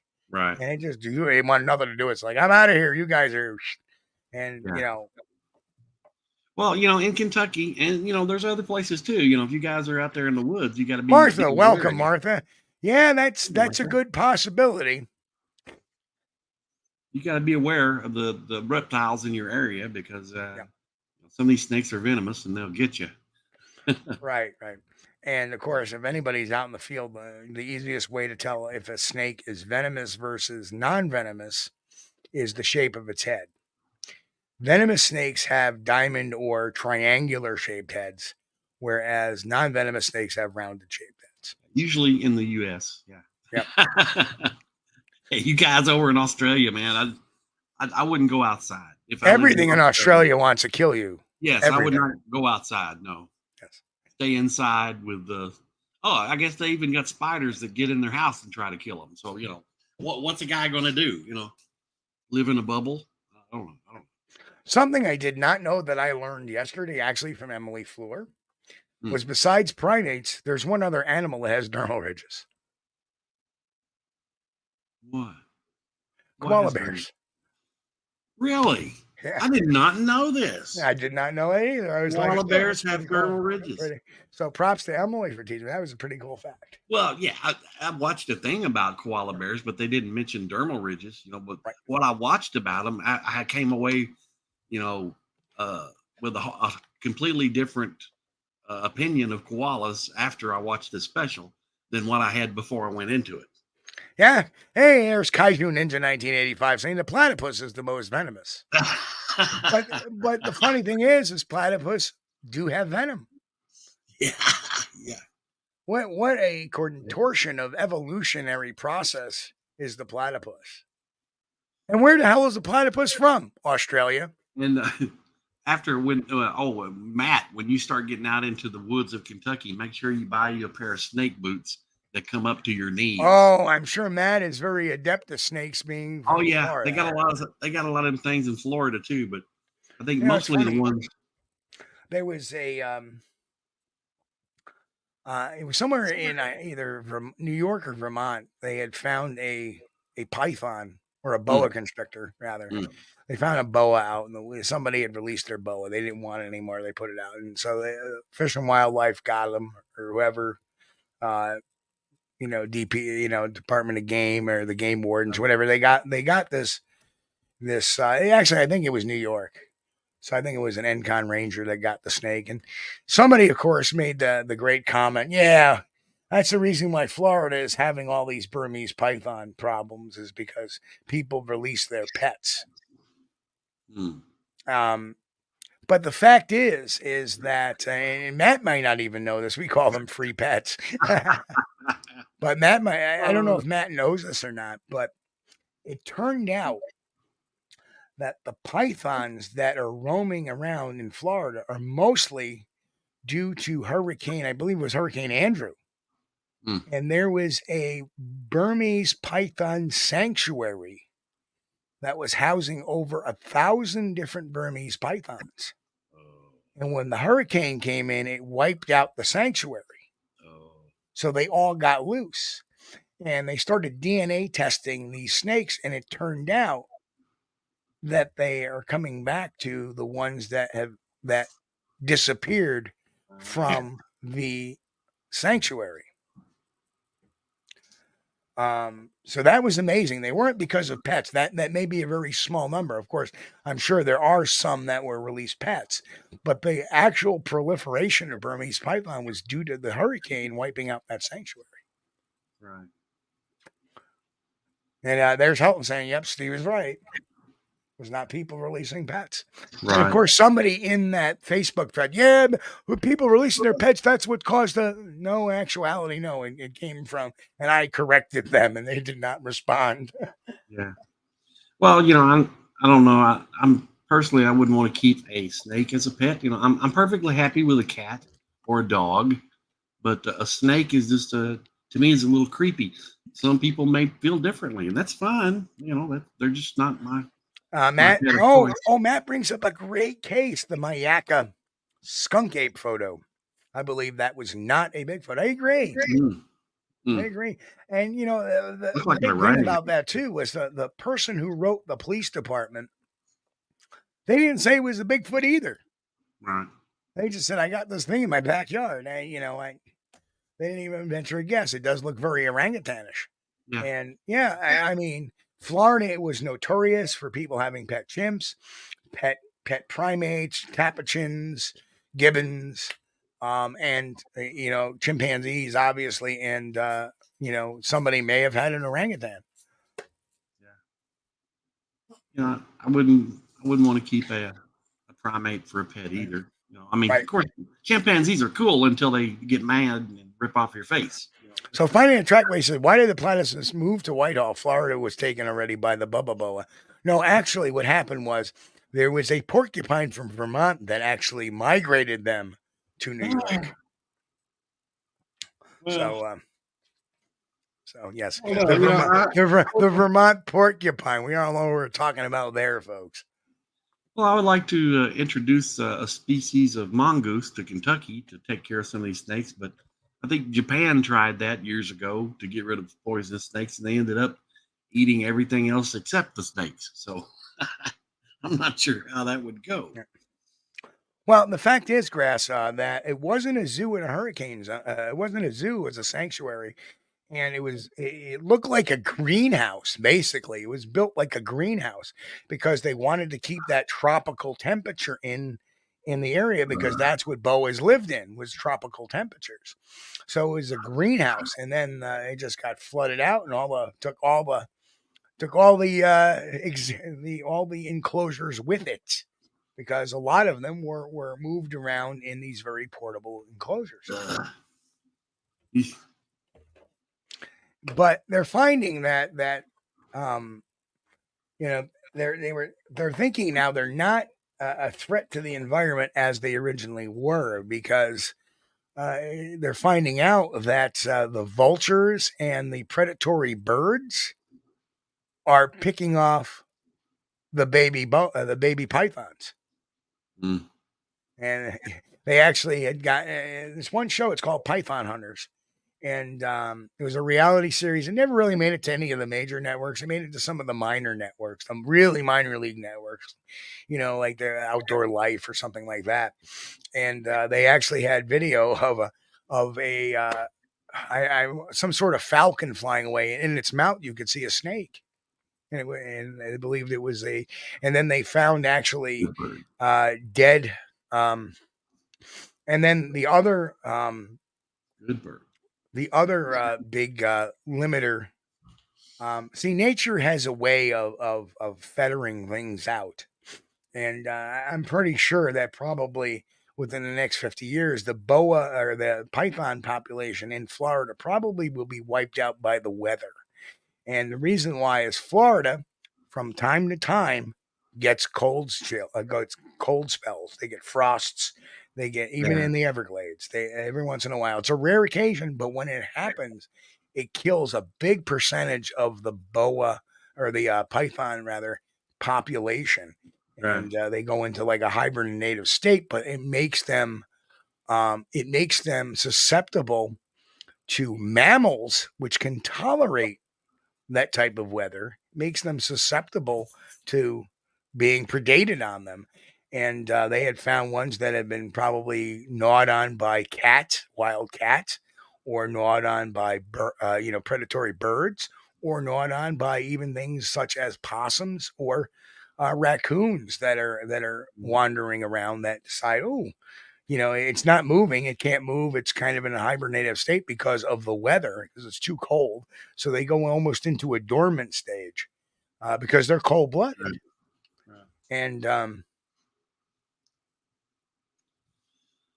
Well, in the stage of decay, that kind of reminds me. I know that's a little bit. Of course, we're not exactly on the topic right now, but that reminds me of the I-75 guy that did the stuff over in Kentucky. oh yeah, They found his did they, remains. did they ever give that couple the reward? I don't think so. That's pardon my French. That's Yes. bullshit. Yes, they found him. They found him. They offered found up the a body. $25,000 reward. They were out there to get that reward. They found him. And then they found said, him. oh, there was a couple of cops there, so you don't get the reward. And Right. the cops were 100, 200 yards away, Yeah. and they called them in. Yeah. What a bunch Right. of horse shit. Yeah, that's pretty bad. Even the cops there admitted that, hey, yeah, you got it. You got the reward. But this guy, this disturbed individual, had ended himself. So you know what, He, Chris, he- as a Kentucky resident, yeah, man. I would write to the Florida, whoever put that reward up and denied them. Yeah. I would write to them and say, if something ever happens again, because you failed to pay them, you can stick any reward. And I will remind people that you balked on a reward before. Yeah. Yeah. You can take your reward and stick it. Right. How They found him. How does that incentivize? I mean, Oh, we put a $25 million reward out on somebody that's notorious. And then somebody actually finds it, gives the information, the cops get the guy, and then they refuse to pay that Right. reward to that person. You know what? Next time they come out with reward, pardon the French, fuck it. Why am I going to get involved? Right. Right. Well, if they don't pay you the reward because they say, Yeah. "Oh, well, we had a cop," Yeah, they're we had just going to some make cops some within excuse a not to couple pay hundred me the yards. reward. Right. A cop drove by the street, drove by the area. Well, that doesn't change the fact the people found him. Okay. Right. Exactly. Okay. And the guy was an ex-cop, and he figured the guy was probably dead. Yep. And then what they were doing, they were looking for where vultures were, and they found Right. a shit ton of vultures. They told the cops for 2 days, "Have you checked that area where the vultures are? Have you checked the area where the vultures are?" And they Right. never did. So they Yeah. went and they did it. They found him, and then they refused to pay him the reward. It's bad. Yeah. But the guy's remains were almost non-existent at that time. Yes, Matt, they did get some money, which is good, and that's because somebody had actually started a GoFundMe for them that people basically crowdsourced the reward money for them instead of the state having it. That's what I mean. I mean, people did that out of their own heart, to do that. And when the state should have done that.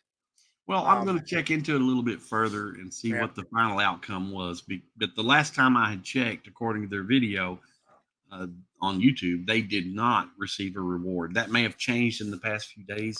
But Yeah, man. Yeah. I'm going to check.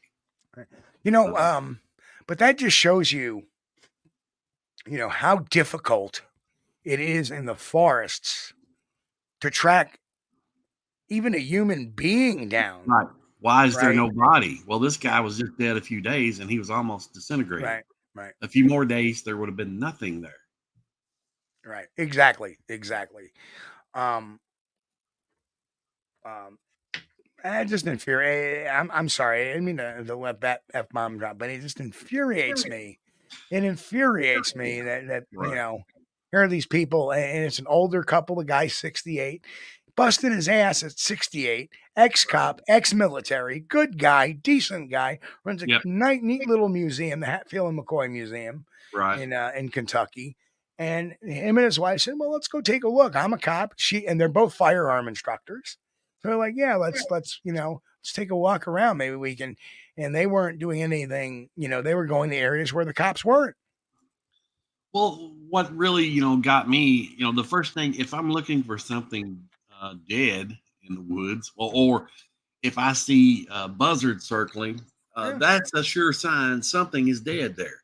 And if you want to find out what that is, you go to where the buzzards are circling, and then you start looking around because they'll tell you. They'll tell you something's dead. I'm almost debating. There's some ideas I have in my coconut based on ultimately what I would like to do is find a Bigfoot body that's recently deceased. That way I don't have to be responsible for killing it. Sure. That would be the ultimate goal. Right. Right. So that would be a great sign for folks that are Sure. working in very heavily populated sighting areas, that if they see a bunch of vultures. Now in New York, we have the turkey vulture. Yeah. And they're a vulture. The reason why they call them turkey vultures is because they kind of look like a turkey a little bit. They have heads like turkeys. Right. Yes. We have those. We also have buzzards. Well, they look like a big crow, basically. Right. Exactly. But they kind of hang together, the two. Right. So it'd be really, if there's researchers out there in those areas that have, and they see buzzards or turkey vultures or vultures, Either way. You need to go look. You need to go out there and see what that source is, why they're circling. I've done it before. A lot of times you're going to find a dead deer. Right. And those things, believe it or not, you can find they're circling a dead rabbit. Now, how they could see that far up in the sky to know that there's a dead rabbit in this field is beyond me. But they can do it. Yep. And I think what it is, they circle for a while, and then after they get up enough flock or whatever you want, whatever they're called. I think it's a flock. After they get up enough individuals, then they start getting lower and they land. And so when there's a lot of them around, that's when they feel safe or secure enough to start eating. But it's amazing. Kaiju Ninja 1985 asks, what would be the best environment for a Bigfoot body to be preserved? Snow? Ugh. In the ground? Buried? That's why I don't believe they bury their dead. But snow would be that would be a pretty good preservative. Yeah, it'd be a good preservative to stave off decomposition, but it still would not be enough to stave off. Understand, anybody that dies in, if it dies in the wintertime, you're going to have lack of insects. That's his number one. Good. Yeah, Matt did a quick check. Said Fred and Sheila McCoy received a reward for finding the body of Joseph Couch in Kentucky. The couple received multiple checks totaling $35,000, which was originally a $25,000 reward. Very cool. Yeah, now excellent. Well, that's good for them. Good for them. They deserved it. Yes, they but did. My question is, did it come from the GoFundMe or did it actually come from the people, the original, the state, which was offering the reward? That would be my question. Yeah, if the state kind of cold shouldered them there. That would be I know people were setting up GoFundMes because they were angry too, which is cool. I mean, they got a lot of attention fast, but they deserved it. They were really over. Yeah, they can. Turkey vultures are awesome. It's amazing. I mean, I've seen them circling a dead rabbit in the middle of a field. And if you're just driving by, you would not have known it was there. I mean, and yet there they are. They are. Yep. Just amazing. I often wonder at times. But actually, let me go back to Kaiju's question. Yeah. In snow, you're lacking the insects, but you're not lacking the predatory animals. You still have, and think about it. If something was to die in the snow, what type of season is it? It's a season where food can be scarce. So you're going to get those animals that do not hibernate: the possums, the raccoons, the coyotes, the buzzards, the vultures, that are going to see that, and now they have this great food source, and they're going to smell that, from quite a distance. And Martha asks, do I think their family buries them? I do not. And the reason why is burying preserves the bones, and we haven't had a Bigfoot bone found yet. So the reason why Homo erectus and Neanderthal started burying their dead was to prevent predation of the bodies. That's what we believe. And also stop disease. And of course, it's not a pleasant odor. So for our viewers, if they want a little interesting fact about Kentucky, look up on the interwebs somewhere, the Kentucky meat shower, and the date on that, I looked it up. It was March 3rd, 1876. It's the time it rained meat in Kentucky. Right. Look that up. That's a real event. Yeah. I think there's according to this, there's a Wikipedia entry for it too. Kentucky meat shower. But that was a cool event. I remember reading that a few years back, and it's kind of funny and kind of shocking in a way. But it did, in fact, rain meat in Kentucky. Marvelous. How about that? Not the kind of meat you want to eat either. Well, I won't. No spoilers, but if you hadn't read up on it, you need to read on it. Kentucky meat shower. Well, hey, look, that may be a dead raccoon. Let's grab it and eat it. Well, these days, as expensive as hamburger is, if it starts raining meat, I'm going to give it a second look. There's Ristol says drove past a large Drove past a large fresh-killed hog the other morning, headed to work. 8 hours Oh. later, there was nothing left but skin and bones. The vultures were scattering the bones. Yep. Yeah, Bristol. Yeah. Yep. Those dudes are like a Tasmanian devil. I know they shred something. Yeah. Martin makes a great point. Vermont porcupines eat bones. Absolutely. Possums eat bones. Coyotes eat bones, especially if they feel they need the calcium. You know, and instinctually, animals will know instinctually what they need to eat sometimes. Right. If you think about it, you know, that's why dogs eat grass. It's like all of a sudden your dog's eating grass. It's because they're getting signals to their brain from their digestive system that they need some roughage. Don't you know? I don't know about Benno over here, but do you ever get a craving for a salad? I do. Oh, no salad, no. But I can have a craving for a cheeseburger from Dairy Queen flung on me pretty easy. You know, I like cheeseburgers. But yeah, I have, you know, and that's maybe because that part in your brain isn't sending that signal, or it's not understanding that signal. I think that's why we're losing that ability. But there are some people like me, all of a sudden, like, I didn't really want to eat a salad today. I just feel like I need it. Right. And yeah, it's just your signal going to your head saying, hey, it's time for the old roto-rooter, eat some salad. Probably, yeah. I just got burnt out on it. We ate salad for about 6 months, and that's all the salad I ever want to have in my life. I need to get back on them, though. I'm getting fat again.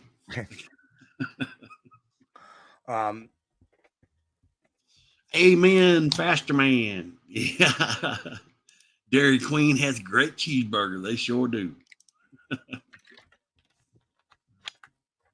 We have a little free advertisement for Dairy. We have a place, a chain up here in the Northeast called Five Guys. And a double bacon cheeseburger. Oh, and you can put whatever toppings you want on it. Yeah, is that the place like they give you the big bag of fries? Because yes, I think Jared was talking about those, one of those in Bowling Green. Yes, he said, they ordered their burgers and some fries, and they got a big sack. Yeah, of French fries. You order a large fry. What they do is they fill a big cup up with French fries, and then they take the rest of the scoop and they empty it into the bag. So you get fries in the bag.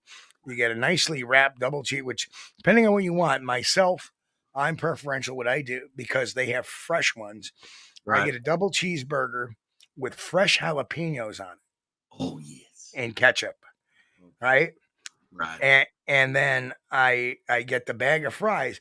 Now, the fries that are in the bag, they're for eating while you drive it home. Yeah. And then when you come home, you got the big cup of fries and you put it all out and eat it. Oh, yeah. Grasshopper makes a good point. Oh, they close it. Yeah, they are expensive, Grass. Yeah, they are. I remember. That's why we don't eat there. Bowling Green is not that far away. It's like 20-minute drive in the car. But I've never had their fries or burgers. Jared said they're good. And yeah, I mean, like Helton likes Dairy Queen's better. That's again. Oh yeah. We don't have too many Dairy Queens up by us. The nearest one we have is in Lake George, and it's the only one near us. So I really don't get up there that much because Lake George to me, beautiful, but it's a big tourist trap. Yeah, yeah. Okay? Literally, that's where all the Canadians. Lake George is where all the Canadians go to vacation. So you go into Lake George Village. 60% of the population of Lake George Village during the summer months is French Canadian. Yeah. Anytime you go in a tourist area, man, you're going to be out, $8 to $12 for a cheeseburger. And guess what? You're likely the Dairy Queen cheeseburgers are probably just as expensive as the Five Guys cheeseburgers. Right. At least in there. Yeah, and New York Friendlies. We actually have one Friendlies left in the area, and I haven't eaten there in years. To me, the food is so outdated at Friendlies that I tend to, and you can tell, our audience is driven by food, just like us, Chris. Well, we can talk about food all night. I'm sorry, Dad. you get a fat man talking about food, and that's going to be a long conversation. And you know what? I used to be a fat man. I'm still a fat man I had what, 6 wings and 4 slices of pizza for dinner tonight. Yeah. So, but I got the good pizza, the cheese on the bottom pizza. And it's so good. And I got these really great. This place makes the best wings too. You ask them for them extra crispy, they make them extra crispy, and they have the greatest sweet Thai chili wings you could ever want. You better be careful talking about that Chicago style pizza in New York, dude. They'll string you up. They have pizza wars. They got to have the cheese on the top. Truthfully, I like all types of pizza. I like a good straight pizza. I like a good Chicago deep dish. I like a good Detroit style. I like a good New York pizza. Yeah. It all depends on what your flavor du jour is. See, me, I have a very eclectic food taste. Yeah. And I learn to enjoy each type of style. Oh, that's different. That's not bad. It's like, oh, you know what? Every once in a while, I want a deep dish. And I get a deep dish. Right. Every once in a while, I want that nice thin crust. Oh, I'll get a thin crust. The last time I was in New York, I got a slice of pizza, and it was without.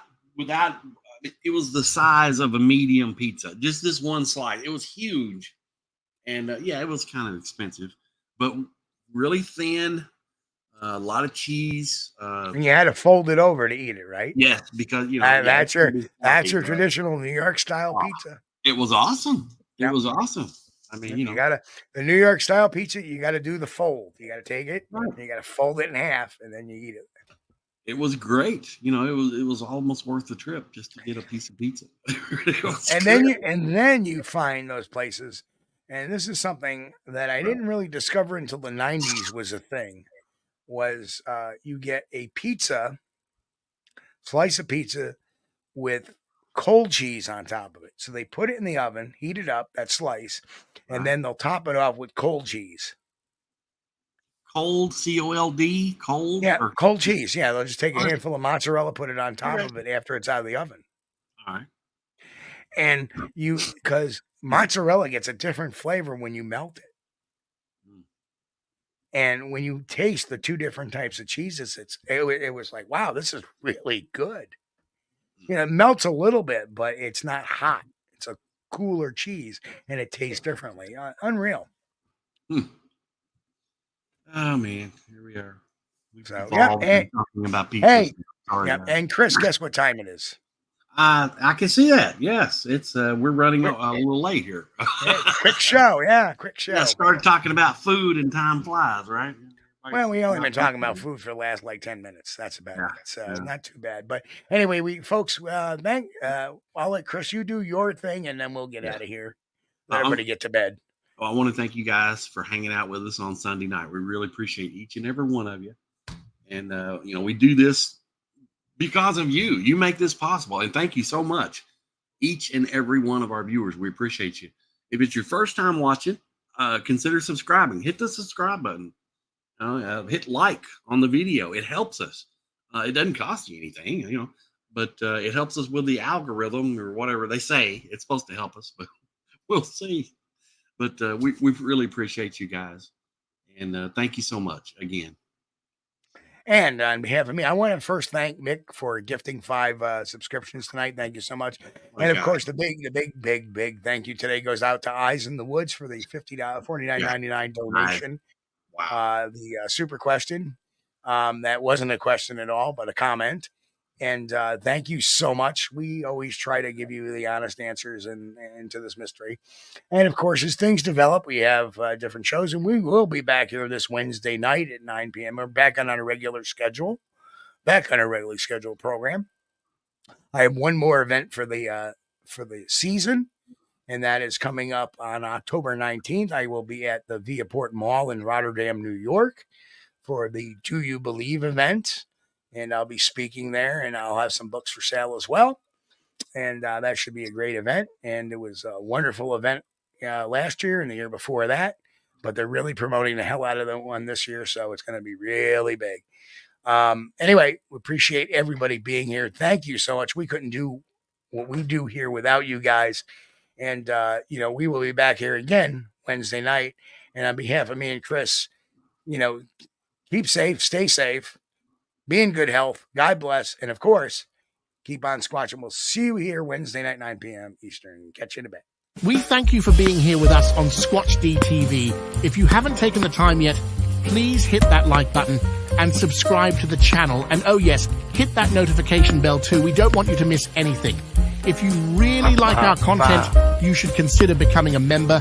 And it's really inexpensive and a great way to support not only the show, but honest Bigfoot research. Everyone have a great week. Be safe and God bless. We will see you all here next time on Squatch-D TV. Keep on squatching.